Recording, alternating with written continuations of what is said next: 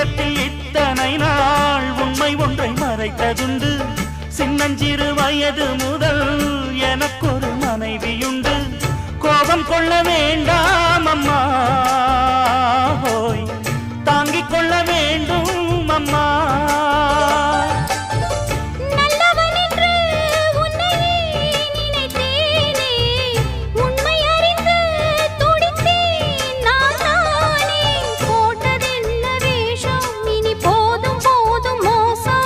நான் சொன்ன சம்சாரம் எந்தன் சங்கீதம், இதை கண்டு கொள்ள முடியாமல் ஆர்ப்பாட்டமா?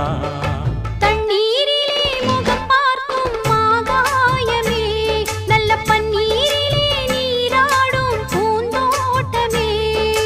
இன்னார்க்கு இன்னார்தான் சாமி சொன்னதம்மா, கல்யாணம் வைபோக